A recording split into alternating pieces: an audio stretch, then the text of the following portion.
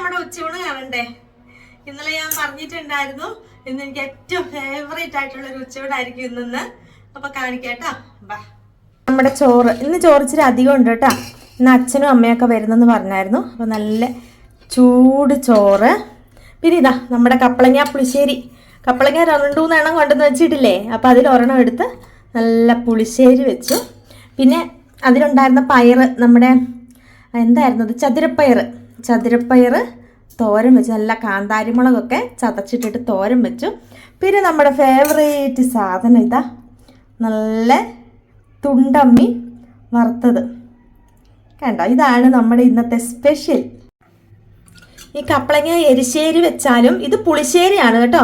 മോരൊക്കെ ഒഴിച്ചിട്ട് പുളിശ്ശേരി ആക്കിയതാണ് കപ്പളങ്ങ. എരിശ്ശേരി വെച്ചാലും ഇവിടെ ഭയങ്കര ഇഷ്ടമാണ് കേട്ടോ.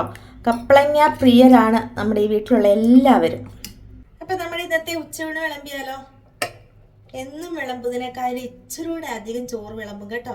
എന്നും ശകലം ചോറേ വിളമ്പുള്ളൂ. ഇന്ന് ഇച്ചിരി അധികം ചോറ് വിളമ്പുക. കാരണം നമ്മുടെ തൂക്കുമീനുണ്ട്.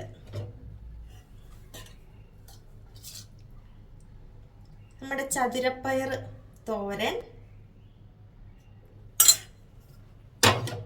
നല്ല കപ്പളങ്ങ പുളിശ്ശേരി,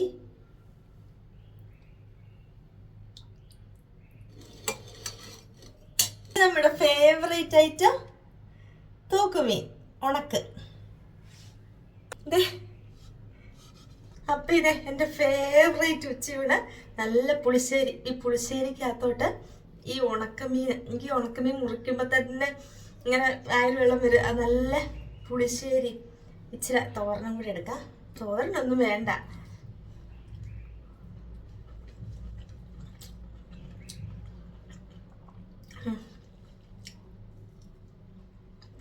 ഈ ഉണക്കമീനും കഴിച്ച് ചോറ് കഴിക്കാം. നല്ല പുളിശ്ശേരി.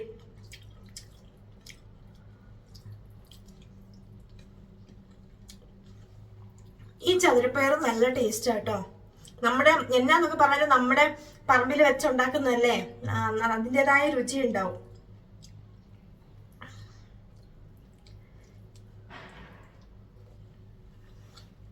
സ്വർഗം.